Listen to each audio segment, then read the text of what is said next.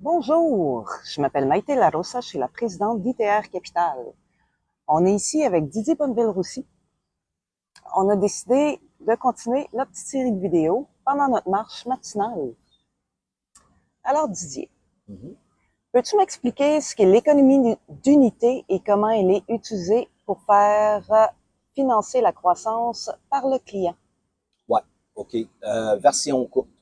Oui. Version courte, il y a trois chiffres qui sont importants vraiment dans ton entreprise pour maîtriser et pour lancer une stratégie de croissance. La première, c'est combien un client te rapporte en termes de marge bénéficiaire.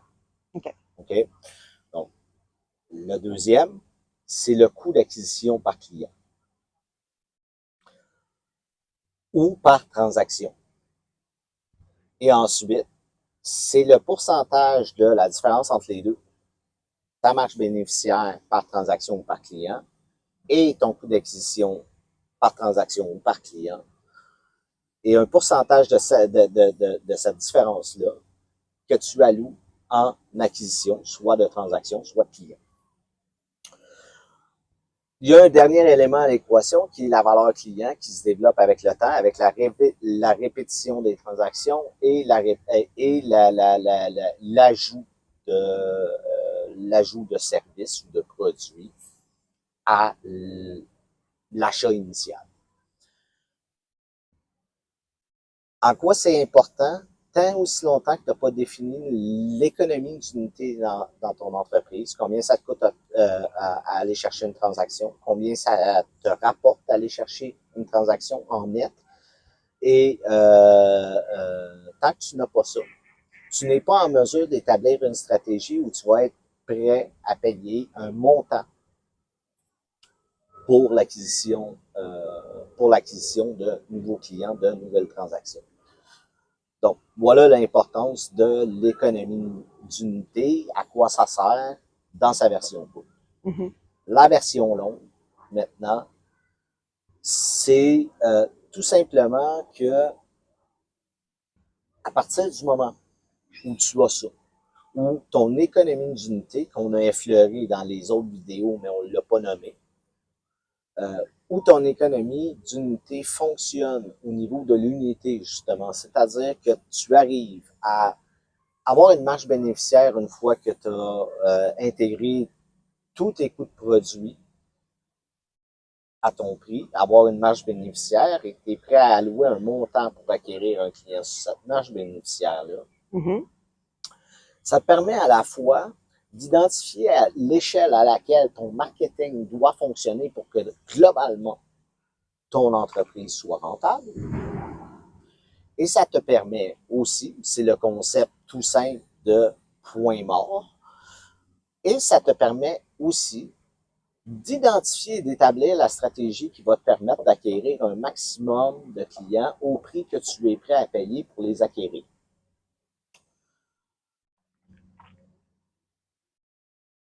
Une fois que ça c'est déterminé, il te reste à identifier quelles sont les sources de clients que tu peux ou de transactions que tu peux aller chercher qui vont pouvoir être utilisées à un coût qui respecte le budget que tu as alloué en acquisition de clients ou en acquisition de transactions.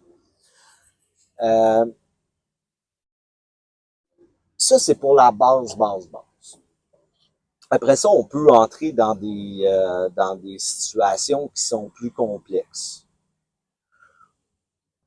Rapidement, euh, le pourcentage de ta marge que tu vas allouer à l'acquisition, lui, peut varier. Il peut être judicieux, dans certains cas, d'allouer un pourcentage de la marge à court terme qui est plus élevé que le prix de la première transaction.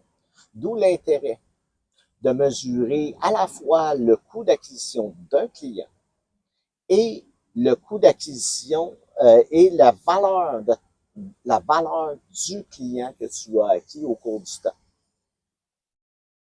Je vais te donner un exemple super simple de ça. J'ai une entreprise, je peux utiliser un des gros une des grosses plateformes pour vendre mes produits à 20% à 20% de commission. OK? Donc, je paye, disons, 20$ sur une transaction de 100 et qui m'en rapporte, disons, 50 en termes de marge bénéficiaire. Là, j'ai 40% de coût d'acquisition sur ma marge. Mhm. OK? Sauf que je dois payer pour chaque vente. Ouais. À partir du moment où je me dis, OK, c'est quoi la valeur de ce client-là pour mon entreprise? Si tu payes pour chacune des ventes, la valeur, c'est la marge que tu fais lorsque tu sers le client, moins le coût marketing de chacune de ces ventes-là. Ouais. OK? Sauf que si j'utilise des outils marketing qui sont propriétaires, mon site web, Facebook, mes données de Google, mes vidéos, etc., mes propres offres, il est possible que j'arrive à la fois à aller chercher des clients ou des transactions à moins cher que ce qu'une plateforme me demanderait. Oui. Ça, c'est la première des choses. On va s'entendre. C'est sûr. Ça, c'est seulement possible si tu es en mesure de faire une meilleure job que les plateformes en termes de Ouais, c'est pas pour tout marketing le et de monde. coût d'acquisition. Ouais, on s'entend. Euh, et ça, ben, ce que ça permet de faire, essentiellement, c'est de payer une fois pour l'acquisition d'un client en encaissant la valeur de ce client-là sur le long terme. Mhm. Exemple tout simple, tu payes pour acquérir un client le double de ce que tu aurais acquis pour une plateforme, payé pour acquérir via une plateforme. Au lieu de payer 20% de ton chiffre d'affaires, tu payes 40% de ton chiffre d'affaires sur la première transaction. Donc, si on prend l'exemple de tantôt, tu payes 40% de ton chiffre d'affaires sur la première transaction. Donc, 40, si on prend l'exemple de 100, de 50 de marge, 20, tu payes 40 pour acquérir un client. Mais ce client-là, au moment où il fait sa première transaction avec toi, décide d'acheter 2 autres unités de ce que tu as à vendre, au même prix, aux mêmes conditions, pour lesquelles, à ce moment-là, tu n'as plus à payer le coût d'acquisition. Ce que ça fait, c'est que pour un coût de 40$, tu viens de faire 300$ de revenus et 150 moins 40$ de marge. OK? Donc, tu viens de faire 110$ de marge bénéficiaire de plus, en plus d'avoir augmenté ton volume. OK? Pour lesquels qui t'aurait coûté essentiellement 60$ par l'intermédiaire d'une plateforme. Mais une fois que ce client-là a fait sa première transaction, il peut revenir. Ouais, ben c'est Il ça. peut référer des amis. Il peut référer des connaissances qui sont intéressées par tes produits ou tes services. Donc, là est l'intérêt d'avoir un double jeu d'économicité. Un qui détermine la valeur d'une transaction. Oui. Un qui détermine la valeur d'un client et le coût d'acquisition par transaction et le coût d'acquisition par client. De sorte à pouvoir jouer sur les deux tableaux. Soit payer un pourcentage du chiffre d'affaires pour acquérir une transaction. Et lorsqu'on est à peu près bon en marketing, en fait, quand je dis à peu près bon en marketing, la seule chose dont tu as, la seule chose dont tu as besoin pour être bon en marketing, c'est juste être un petit peu meilleur que la majorité de tes concurrents. Et honnêtement, c'est rarement difficile. OK? Faut un petit peu d'expérience. Non, mais ce que ça veut dire, c'est que, ce que je veux dire par là, c'est que dans la vaste majorité des industries, tout le monde fait la même chose comme tout le monde.